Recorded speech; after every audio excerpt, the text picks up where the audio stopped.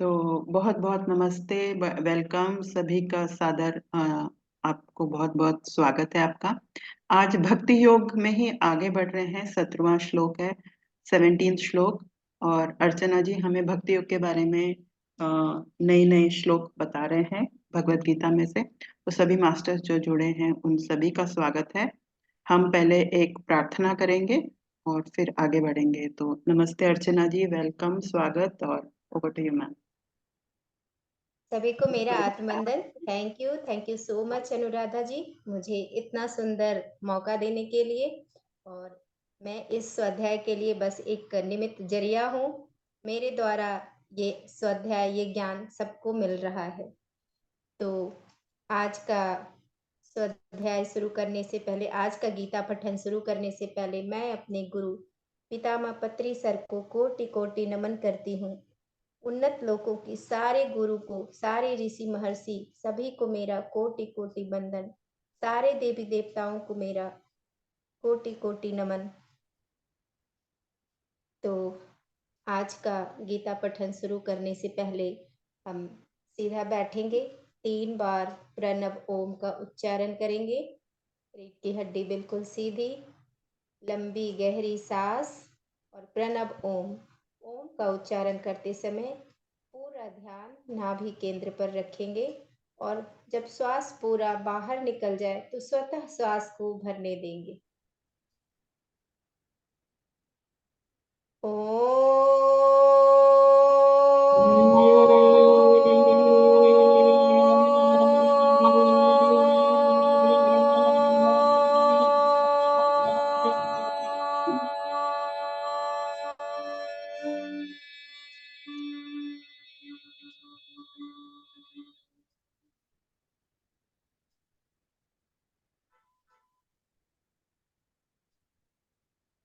गहरी लंबी सांस, ओम का उच्चारण।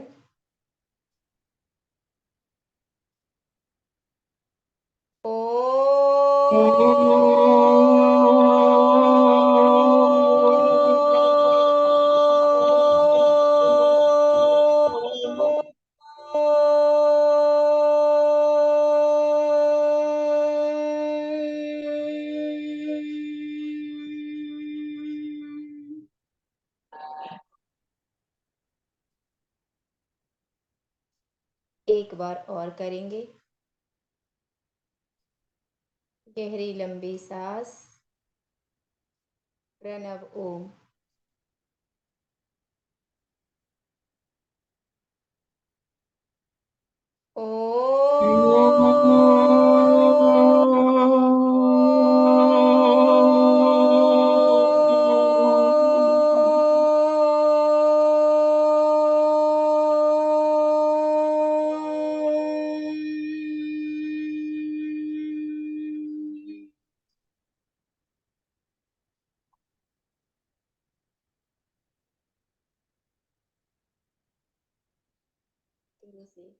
अपनी आंखें खोल लें। जैसा कि हम गीता का अनुपठन भक्ति योग 12वां अध्याय का कर रहे हैं, 17वां श्लोक। तो वो श्लोक, उस श्लोक से पहले हम प्रार्थना करेंगे, प्रार्थना लेंगे। वसुदेव सुतम सुतम मर्दनम देवकी कृष्णं वन्दे जगद्गुरुं कृष्णं वन्दे जगद्गुरुं। सभी को बहुत बहुत धन्यवाद मेरे साथ प्रार्थना करने के लिए। तो चलिए अब हम 17वां श्लोक पे चलते हैं। मिस अनुराधा जी। यो न हृष्यति न द्वेष्टि न शोचति न काङ्क्षति शुभाशुभपरित्यागी भक्तिमान्यः स मे प्रियः। मधुलिन मैम, आप बोलेंगे क्या? Yes ma'am. श्लोका 17 भक्ति योग। यो न हृष्यति न द्वेष्टि न शोचति न काङ्क्षति शुभाशुभ परित्यागी भक्तिमान यः समे प्रियः। Thank you. Thank you ma'am. तो देखिए यहाँ पे है यो न रुष्यति न द्वेष्टि न शोचति न कांक्षति शुभाशुभ परित्यागी भक्ति मानस समे प्रियः। यह मतलब जो रुष्यति मतलब हर्षित होता, मतलब हर्ष खुशी, और द्वेष्टि मतलब द्वेष करना, जो द्वेष करता है। न मतलब नहीं, शोचति मतलब शोक करता है, और कांक्षति मतलब इच्छा करता है। शुभाशुभ परित्यागी मतलब जो शुभ और अशुभ का त्याग करने वाला है। भक्तिमान मतलब भक्ति भाव पूर्ण। समे प्रियः वह भक्त मुझे प्रिय है। अब यहाँ भगवान कह रहे हैं कि जो न कभी हर्षित होता है, मतलब न ज्यादा खुशी, और न द्वेष करता है, न शोक करता है, न कामना करता है, शुभ और अशुभ संपूर्ण कर्मों के फल का त्यागी है, वह भक्ति युक्त पुरुष मुझे बहुत प्रिय है। कैसा भक्त भगवान को प्रिय है, कितने अच्छे से इन्होंने गीता में पूरा वर्णन है कि कैसा भक्त उनको प्रिय है। जो ना तो कभी खुशी मिला तो बहुत खुश हो गया, सुख आया तो बहुत खुश, हाय मैं बहुत सुखी, और दुख आ गया तो बहुत रो रहा है, मैं तो बहुत दुखी हूँ, हाय मैं तो बहुत दुखी हूँ। ऐसा नहीं, जो कभी ना तो कभी हर्षित होता है, सुख आया तो भी ठीक, दुख आया तो भी ठीक, समभाव। ना ही किसी से द्वेष करता है और ना ही शोक करता है, किसी बात की कोई शोक नहीं, कोई चिंता नहीं, कोई गिला शिकवा नहीं, और ना ही कामना है, किसी चीज की इच्छा भी नहीं है। शुभ अशुभ जो भी उसके जीवन में हो रहा है सबको स्वीकार भाव, यही तो हमें पत्री सर ने सिखाया, एक्सेप्टेंस। हर चीज को एक्सेप्टेंस करो, हर चीज को स्वीकार करो, और यही गीता में भी है, स्वीकार भाव। वैसा, और कोई कर्म करते जाओ लेकिन उसके फल का इंतजार मत करो, और उसके फल के लिए मत सोचो। वैसा भक्त भगवान को प्रिय है। अब हमें लगता है, हम संसार में रहते हैं तो हमें लगता है अरे इस तरह की जिंदगी भी कोई जिंदगी है कि ना तो हम हर्ष करें, ना तो हम खुश हों, ना ही द्वेष करें, ना ही किसी चीज की कामना करें, तो क्या हम बिल्कुल मरे हुए हैं, इंसान ही नहीं है? तो ऐसे भाव आता है, सबके अंदर आता है। क्योंकि हमें क्या लगता है, हम हर चीज की कामना कर लेते हैं, कल्पना कर लेते हैं, और उसमें कामना, इच्छा को उत्पन्न कर लेते हैं। अरे ये मिलेगा तो खुश, अरे मैं तो वहां घूमने जाऊंगी, गोवा घूमने जाऊंगी, कितना मजा आएगा, कितनी खुशी मिलेगी, इस तरह से हम इच्छा उत्पन्न कर लेते हैं। कितना आनंद आएगा, वहां बीच पे जाएंगे, घूमेंगे, मुंबई जाएंगे, शिमला जाएंगे, ऐसे कामना उत्पन्न कर लेते हैं। और हम जब वहां नहीं जा पाते किसी कारणवश, तो वही इच्छा हमारे अंदर दुख को जन्म दे देती है। तो कहते हैं कि अधूरी कामना क्रोध को जन्म दे देती है। अगर आप पति पत्नी के बीच में समझौता हुआ कि चलो हम शिमला घूमने जाएंगे या गोवा घूमने जाएंगे, और ये कामना पूरी किसी वजह से नहीं हुई, तो क्या होता है उनके घर में? गुस्सा आता है, क्रोध आता है, तेरी वजह से नहीं जा पाया, तुमने ऐसा किया, तुमने वैसा, सब घर की एक ही कहानी है। फिर लड़ाई झगड़े शुरू। फिर ये कामना एक जागृत हुई आपके यहाँ की घूमने जाना है, और उसी कामना की वजह से जो शांति था आपके घर में, वो शांति भंग हुई और लड़ाइयां शुरू हो गई। फिर रोना धोना दुख, वो भी चार बातें बोलेगा, वो भी गुस्से से चिल्लाएगा, आप भी गुस्से से चिल्लाओगे, लड़ाई झगड़े की शुरुआत हो गई। लेकिन इस लड़ाई झगड़े के पीछे एक तो आपको दुख हो ही रहा है, अरे उसने मुझे ऐसे बोला, मेरा पति ने मेरे को ऐसे बोला, ये इस बात का दुख हो रहा है। दूसरी तरफ आप अपने शरीर में कितने केमिकल्स उत्पन्न कर रहे हो, कितनी हानियां कर रहे हो, इसका समझ उस समय नहीं आता जब शरीर में बीमारियां उत्पन्न होती है तब समझ आता है कि हाँ ये बीमारी कहाँ से आई, क्या किया मैंने, तब समझ में आता है। तो इस तरह जब कामना पूरी हो जाती है तो फिर लोभ का जन्म होता है, फिर और लालच आने लग जाता है, अरे ये कर लिया, थोड़ा और कर लेते हैं, ऐसे इस तरह से लोभ उत्पन्न ही होता जाता है। तो ये स्थितियां अच्छी नहीं है, ना तो कामना अच्छा है, ना तो लोभी मन अच्छा है, ना तो क्रोधी मन अच्छा है। अगर क्रोध आप नहीं चाहते हो तो लोभ से और कामना से बचना होगा, आपको इच्छाओं से और लोभ से पार पाना होगा, तभी आप क्रोध से मुक्त हो पाओगे।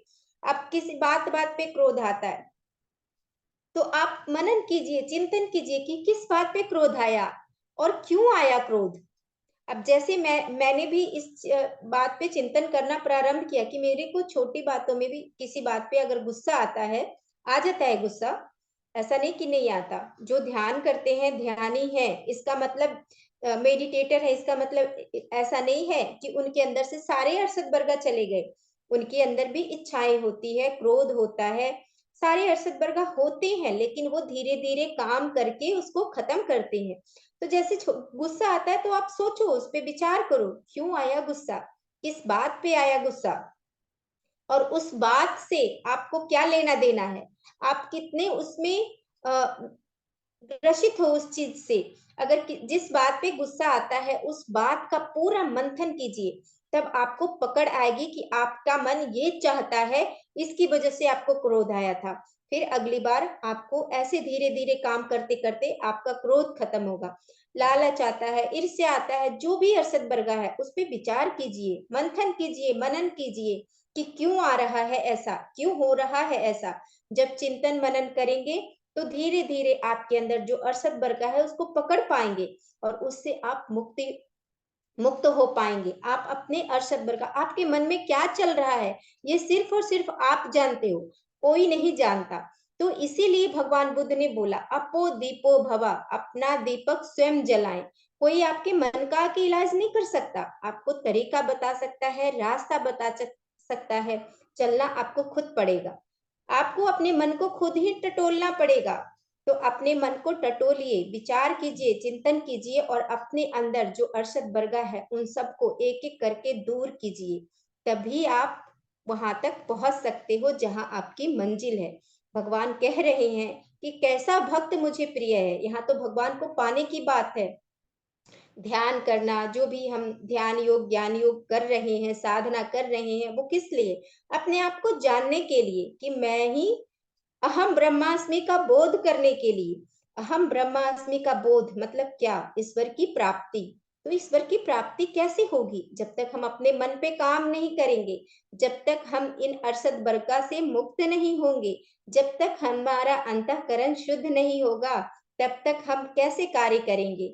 क्योंकि आप देखते हो जब गंदा पानी रहता है तो उसमें आपको चेहरा नजर ही नहीं आता, आपकी परछाई, आपका चेहरा क्रिस्टल क्लियर साफ पानी में ही दिखता है। तो जब तक अंतःकरण शुद्ध नहीं होगा, बिल्कुल क्लियर नहीं होगा क्रिस्टल की तरह, तब तक तो आप बोध ही नहीं कर पाओगे। तब तक आपके अंदर जो ईश्वरीय गुण होना चाहिए उस गुणों को अगर आप नहीं उतार पाओगे तो आप आध्यात्मिक उन्नति, जो अहम ब्रह्मास्मि का बोध होता है, वो आप नहीं कर पाओगे। तो लगे रहिए, अभ्यास करते रहिए और अपने मन के ऊपर कार्य करते रहिए। तो जैसे अगर हमारे अंदर बहुत सारी इच्छाएं हैं, हम घर में रहते हैं तो घर में लगता है कि अरे बच्चे हमें सम्मान दें, हमारा दुकान, हमारा परिवार ठीक से चले, ये सब क्या है, ये सब भी तो कामनाएं हैं। हम सबको रिश्तेदारी को निभाते रहते हैं, कहीं रिश्तेदार आ गया, अरे कुछ बुरा ना हो जाए, कुछ उनके साथ रिश्ता खराब ना हो जाए, कहीं ऊंच नीच ना हो जाए, कितनी बातें हमारे मन में चलती रहती है। कोई रिश्तेदार आया तो मतलब आपके अंदर इच्छा नहीं रहती है, तभी आप सबसे स्नेह कर पाते हो, तभी उसको अनकंडीशनल लव जो कहते हैं वो तभी उत्पन्न होता है जब आप इच्छा रहित हो पाते हो। जब तक आपके अंदर इच्छाएं हैं तब तक आप अनकंडीशनल लव कर ही नहीं सकते, क्योंकि वो तो इच्छा करवा रही है। आप इच्छा के कारण, आशा के कारण आप प्यार कर रहे हो। तो अनकंडीशनल लव तभी होता है जब आपके अंदर कामना शून्य हो जाता है, इच्छा शून्य हो जाता है, कोई कोई स्वार्थ नहीं रहता तभी। तो जब आपके अंदर अनकंडीशनल लव उत्पन्न होने लग जाएगा, तो अनकंडीशनल लव में सबके साथ एक समान व्यवहार होगा, चाहे वो दुश्मन हो चाहे वो मित्र हो, आप सबके साथ एक ही जैसा व्यवहार करेंगे। कोई मित्र नहीं, कोई शत्रु नहीं, सब एक है और सबके लिए सिर्फ प्यार बरसेगा, आपके दिल से सिर्फ प्यार निकलेगा, प्यार ही प्यार, स्नेह ही स्नेह। और जब आप सबको स्नेह देंगे तो आपको स्नेह ही मिलेगा सबसे। कैसे पत्री सर से हम लोग खिंचे हुए चले जाते थे, उनकी एक नजर, वो सिर्फ देखते थे, कुछ नहीं, कोई संबंध नहीं था हमारा पत्री सर से, कुछ भी नहीं, लेकिन उनके लिए दिल कितना रोता था, कितना तड़पता था। अभी भी आंख में आंसू आते हैं, क्यों? क्योंकि उनके अंदर अनकंडीशनल लव था, अनकंडीशनल प्यार था, वैसा प्यार जो हमें अज्ञानता के मार्ग पे, अज्ञानता के मार्ग से हटाकर ज्ञान के मार्ग में लाया, ध्यान दिलाया, ध्यान को दिया। तो कितना कितना ज्यादा प्यार था उनके हृदय में कि हमें अविद्या से, अंधकार से निकाल करके प्रकाश के रास्ते पे लगाया कि इस रास्ते पे चलो, ये प्रकाश का रास्ता है। तुम अंधकार में थे अब तक, अब अंधकार से बाहर निकलो, प्रकाश के रास्ते पे चलो, तभी तुम्हारी उन्नति होगी, तभी तुम्हारी मुक्ति होगी। नहीं तो न जाने कितने जन्मों तक पड़े रहोगे, अटके रहोगे। तो इस मार्ग पे चलना प्रारंभ कर दो। तो हम सब उनका बहुत बहुत आभार व्यक्त करते हैं, पितामह पत्री सर का, जिन्होंने हमें हमारे जीवन में ध्यान दिया, पूरी मानवता को ध्यान दिया, ध्यान सिखाया, इसलिए उनको बहुत बहुत आभार। तो अब जैसे एक और उदाहरण से मैं समझाती हूँ कि जैसे एक महात्मा थे, तो एक गांव में एक महात्मा थे। तो गांव के लोग, एक परिवार के लोग उनके पास गए और बोले कि महाराज, हमने एक परिवार वाले उस महात्मा के पास गए और बोले, महाराज हमने एक नई भैंस खरीदी है और उस भैंस को ज्योतिषी ने बताया है कि उस भैंस को अगर आप अपने हाथ से आटे का पेड़ा बनाकर खिला देंगे तो और उसके बाद अगर हम उस भैंस को चारा डालेंगे तो वो भैंस ना बहुत ज्यादा दूध देगी। तो ये कहने लगे महाराज, महात्मा, कि आप ऐसा क्यों चाहते हो कि आप मेरे ही हाथ से वो खाएगी तो ज्यादा दूध देगी। तो उसने बताया कि ऐसा ज्योतिषी ने बताया है। तो महात्मा कहते हैं कि देखो, हम बैरागी बाबा हैं, हम अपने दिल में, हमारे दिल में मोह और शोक सब कुछ खत्म हो गया, मेरे दिल में कुछ है ही नहीं। तो तुम मेरे हाथ से पेड़ा खिलवाओगे तो तब तो उसका दूध ही सूख जाएगा, क्योंकि मेरे अंदर ना तो मोह है ना तो शोक है। तो घर वाले को लगा कि ये क्या बात बोल रहे हैं, हमने तो भैंस खरीदी थी दूध देने के लिए, दूध देगा, ज्यादा दूध देगा, हम बेचेंगे और मोटा मोटा पैसा कमाएंगे, और ये महात्मा तो ऐसी बात बोल रहे हैं, अब क्या करें। तो महात्मा वहां से उठ जाते हैं और अपना बोरिया बिस्तर समेटे, जूता पहने और चल दिए वहां से। तो इस तरह से होना चाहिए, कहने का मतलब कि इस तरह से होना चाहिए कि अगर कोई दुनियादारी वाले लोग आपके पास आए कि आप ऐसा कर दो, आप वैसा कर दो, तो आपको कैसे अपना बचाव करना है, ये इस उदाहरण से सीखने को मिलता है कि आपको इस तरह से अपने हृदय में किसी के प्रति, ना तो कि मैं करने वाला हूँ, मैं ऐसा आशीर्वाद दे दूंगा तो ऐसे हो जाएगा, मैं ये कर दूंगा, मैं वो कर दूंगा, ये सब नहीं, शोक और मोह का त्याग करना है अपने हृदय से। इस उदाहरण से यही सीखने को, इस कहानी से यही सीखने को मिलता है। अब भगवान कहते हैं कि भक्त वही है जिसके दिल में शोक नहीं होता, दुख नहीं होता, कुछ भी स्थिति हो जाए उसे दुख नहीं होता। अब जैसे एक उदाहरण से मैं समझाती हूँ कि बहुत सारे भक्त लोग थे और एक गाड़ी में वो हरिद्वार जा रहे थे और भजन कीर्तन करते हुए जा रहे थे, बड़े अच्छे से सफर कट रहा था। अचानक गाड़ी खराब हो गई। रात के 10 बज रहे थे और बड़े मजे से वो लोग जा रहे थे। अचानक ड्राइवर कहता है जी गाड़ी खराब हो गई। अब रात के 10 बज रहे हैं। अब कह रहा है कि अब यहाँ पे मिस्त्री भी नहीं है जो गाड़ी को ठीक करे, अब रात भर यहीं पे गुजारना पड़ेगा। अब उसमें सारे भगवान के भक्त थे। अब उन लोगों को लगा कि कोई बात नहीं, अब यहीं पे गुजारना पड़ेगा तो फिक्र की कोई बात नहीं है। वो वहीं पे बैठ गए। हरिद्वार पहुंचने में थोड़ा ही दूर था, गंगा दिख रही थी गंगा जी, तो गंगा किनारे वहीं पे अपना आसन डाल करके सब लोग बैठ गए। वहीं पे भजन कीर्तन करने लगे और वहां पे एक बगीचा था।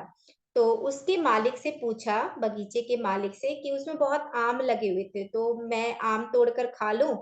तो माली ने कहा ठीक है जी खा लो। उन्होंने आम खाया और वहीं पे अपना भजन कीर्तन करने लगे।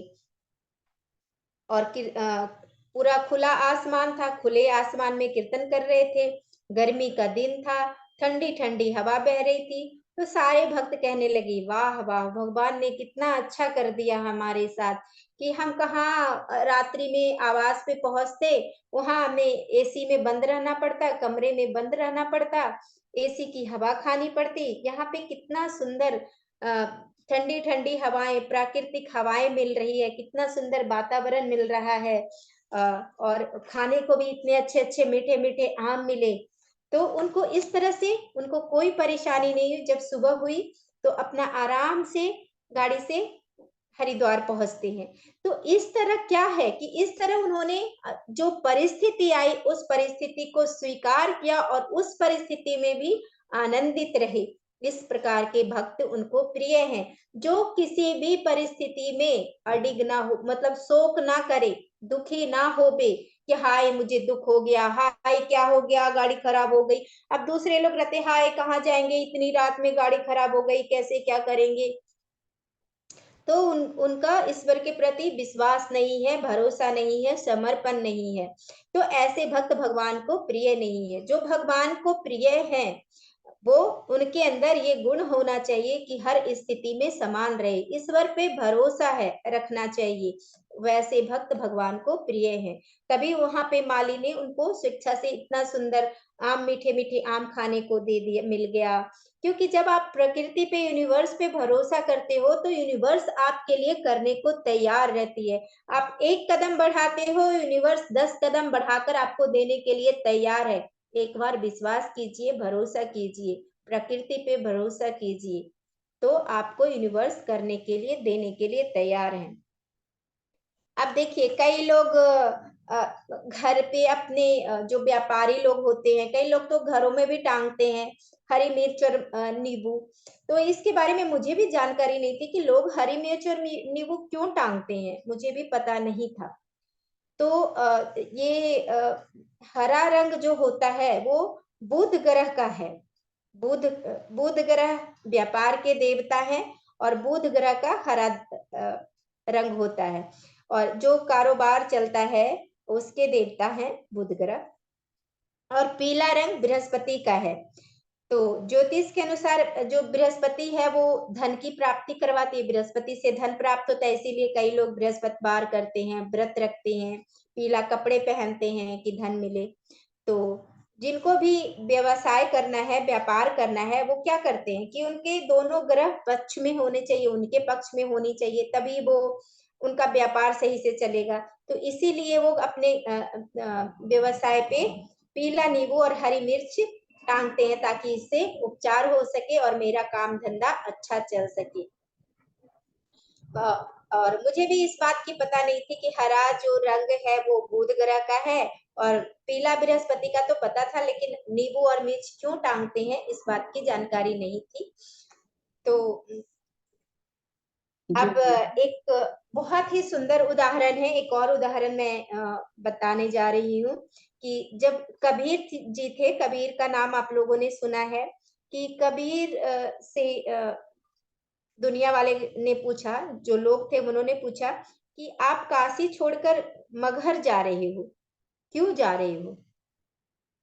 आप सारी जिंदगी काशी में रहे और काशी में जो काशी में प्राण त्यागता है, ऐसी मान्यता है कि जो काशी में प्राण त्यागता है वो भगवान शिव को प्राप्त कर लेता है। और अब जब आपको प्राण छोड़ने का समय आ रहा है तो आप बूढ़े हो रहे हो, तो आप मगहर जा रहे हो।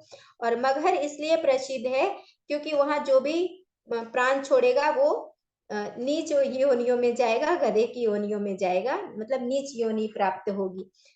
तो कबीर कहते हैं, जब उन लोगों ने पूछा तो कबीर कहते हैं कि तुम लोगों की धारणा क्या है ये तुम जानो, मुझे पता है कि जब मैं जीते जी मुक्त हूं तो फिर मैं प्राण मगहर में त्यागूं या मैं काशी में त्यागूं, कोई फर्क नहीं पड़ता। और कहते हैं कि मैं पूरी दुनिया को ये उदाहरण देना चाहता हूं कि मैं काशी छोड़कर मगहर में प्राण त्यागा, क्योंकि ज्ञान की महिमा है, मेरे अंदर ज्ञान है और इसीलिए मुझे किसी बात की भय नहीं है। इसीलिए मैं शुभ अशुभ कुछ किसी बात पे विचार नहीं करता, क्योंकि शुभ और अशुभ मन का खेल है और कुछ नहीं। ये शुभ अशुभ जो है मन है, मन का खेल है। हमारा मन ही तरह तरह का खेल खिलवाता रहता है। इसीलिए पत्री सर कहते हैं कि ध्यान क्या है, तो आपको अपने मन को उस स्थिति में पहुंचाना है। तो भगवान कहते हैं कि जिसके भीतर इस प्रकार की भक्ति है वह मुझे प्रिय है। ऐसा भक्त कहीं भी रहे, किसी भी स्थान पे रहे, जहां भी रहे, कोई फर्क नहीं पड़ता, क्योंकि उसके अंदर ज्ञान है, क्योंकि उसके अंदर भक्ति है, क्योंकि उसके अंदर समर्पण की भावना है, क्योंकि वो स्वार्थ रहित है, इच्छा रहित है, क्रोध रहित है, वासना रहित है। तो वैसा भक्त मुझे पसंद है, प्रिय है। कपड़े बदलने से कोई साधु नहीं बन जाता, घर छोड़कर चले जाने से कोई साधु नहीं बन जाता। तभी तो पितामह ने बोला संसार में ही निर्वाण है, संसार में रहते हुए योगी बनो, योगी बनो, परिवार के साथ रहते हुए योगी बनो, अपने मन से, अपने मन के ऊपर कार्य करते हुए योगी बनो।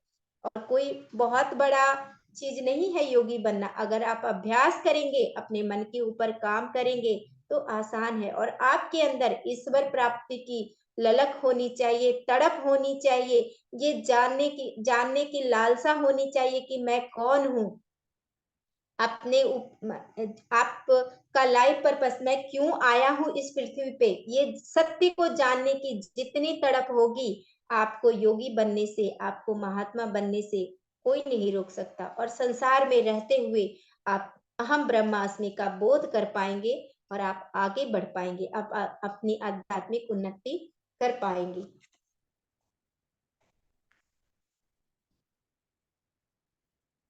तो अब लेते हैं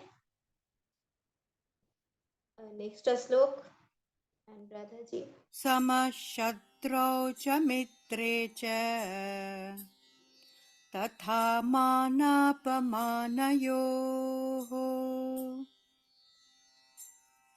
शीतोष्णसुखदुःखेषु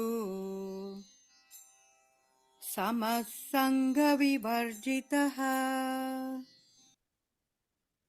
आई आवाज मैम? यस आ रही है। हाँ Yes, ma'am. मधुलिन। Yes, ma'am. Shloka 18. समः शत्रौ च मित्रे च तथा मानापमानयोः शीतोष्ण सुख दुःखेषु समः संग विवर्जितः। Thank you. Thank you. Thank you ma'am. अब समः मतलब सम, शत्रु मतलब शत्रु,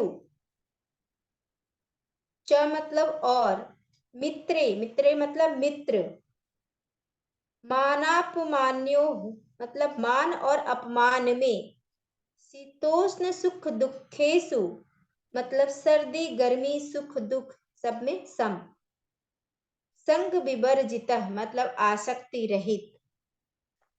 अब इसमें भगवान कह रहे हैं कि जो शत्रु मित्र में, मतलब ना तो उसके लिए शत्रु और मित्र दोनों एक समान है, जो शत्रु मित्र में मान अपमान में सम है, सर्दी गर्मी सुख दुख आदि द्वंद्वों में सम है और सब संसार से आसक्ति रहित है, वैसा भक्त मुझे प्रिय है। अब इस श्लोक में आया है संग विवर्जितः। अब ये सुन करके लगता है, कई लोग सोच लेते हैं कि संग विवर्जितः का मतलब संसार में रहो और लोगों के साथ संग बनाए रखो। इसका ये मीनिंग नहीं है। ये मीनिंग संग विवर्जिता का मतलब होता है कि आसक्ति रहित। आप रहो संसार में, लेकिन सबसे डिटैच रहो रहते हुए, और ये डिटैचमेंट आपको सीखना होगा। आप परिवार के बीच में हो, माता पिता भाई बहन पति पत्नी सबके बीच में हो। जैसे कैसे जो कमल का फूल होता है वो कीचड़ में रह के भी सबसे ऊपर होता है, ऊपर उठा हुआ। इसी प्रकार आप परिवार में रहिए, लेकिन आसक्ति रहे, किसी से कोई आसक्ति नहीं, डिटैच होकर के रहना है। तो इस तरह का भक्त उनको प्रिय है। आप कहाँ पे रहते हो इससे कोई फर्क नहीं पड़ता। आप संसार में हो या आप आश्रम में चले गए हो, साधु बन गए हो। अब भगवान यहाँ पे कह रहे हैं कि ऐसा नहीं कि तुम लंबा तिलक लिए, पोशाक बदल लिए, कपड़े बदल लिए, आश्रम में रहने लग गए, तुलसी माला कंठी माला लेके जप माला करने लग गए और तुम कहने लगे मैं वैष्णव हूँ, मैं भक्त हूँ। ये सब तुम करने लग गए, तो ये सब नाटक है, तुम भक्त नहीं हो। कह रहे हैं कि ऐसा अगर बेस बना करके तुम घर से दूर चले गए और तुम्हें लग रहा है कि मैं भगवान का बहुत भक्त हूँ, गेरुआ वस्त्र धारण कर लिया, कंठी माला तुलसी माला धारण कर लिया और भगवान का भक्त बन गया, तो तुम ऐसे भक्त नहीं हो, क्योंकि तुमने अपने मन पे कार्य ही नहीं किया। तुम्हारा मन अभी भी मलिन है, तो तुम भक्त नहीं हो, ऐसी भक्ति नहीं चलेगी। तो भगवान कह रहे हैं कि आप कहाँ रहते हो इससे कोई फर्क नहीं पड़ता। आप घर में रहो या आश्रम में, फर्क इस बात से पड़ता है कि आपने अपने मन के ऊपर कार्य कैसे किया। फर्क इस बात पे पड़ता है कि सबे भूमि गोपाल की, गोपाल हमारो नाथ। मतलब सारा भूमि, सारी पृथ्वी भगवान की, ईश्वर की है, और ईश्वर मेरे नाथ है, मेरे स्वामी है, मेरे सर्वस्व हैं। जब आप सारी भूमि गोपाल की है, कृष्ण की है, तो आप कहीं भी रहो, ईश्वर की है सारी भूमि, तो आप कहीं भी रहो, कोई फर्क नहीं पड़ता। तो वैसे भक्त भगवान को प्रिय है जिसने अपने मन से सारे द्वंद्व निकाल दिए हो, जिसने अपने अरसत बरगा पे कार्य किए हो। अब कबीर का एक दोहा है, मुल्ला मुनारे क्या चढ़े, साई न बहरा होय। अब इसको कहते हैं, इसका मीनिंग है कि जो मंदिर आने जाने वाले हैं उनको हम भक्त नहीं कह सकते। मतलब कि आपका जो वेशभूषा है, आपने जो ड्रेस धारण कर लिया है, माला कंठी ये सब पहन लिया, तिलक लगा लिया, ढेर सारी मालाएं पहन ली, गेरुआ वस्त्र पहन लिया, तो आप भक्त नहीं हो गए।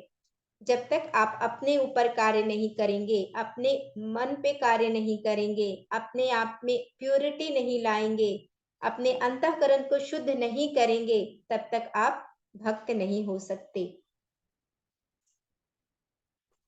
तो ये था आज का 2 श्लोक। अब यहीं पे मैं अपने शब्दों को विराम देती हूँ। आप लोगों ने इतना धैर्य से, इतना प्रेम पूर्वक मुझे सुना, इसके लिए बहुत बहुत धन्यवाद। Thank you so much.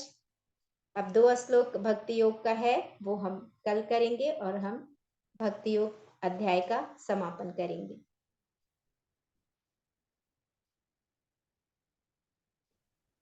कोई बात करना चाहते हैं? मैम आपने बहुत अच्छा समझाया। Thank you ma'am. Thank you ma'am, बहुत अच्छे से आप समझाती है विथ एग्जाम्पल, बहुत अच्छा लगता है। Thank you.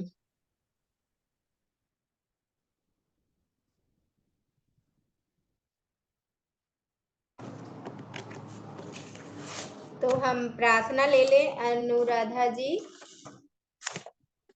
लास्ट का, या कोई बातचीत करना चाहते हैं तो कर सकते हैं। Thank you Vinita ji.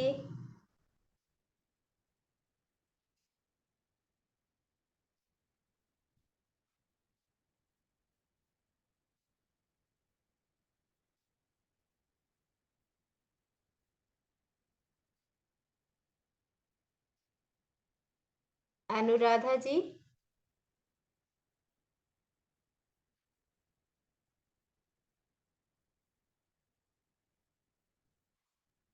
Ma'am I think ma'am कहीं चली गई हैं। ओके। मैम तो आप कुछ और बोलना चाहती है तो। मैम अगर किसी को मैं कुछ पूछना चाहती थी। अगर कोई घर में तो सभी मेंबर्स रहते हैं, किसी मेंबर्स को पूजा करने का मन करता है, किसी को देवा के पास एक जाने का मिनट भी मन। रुकिएगा, मैं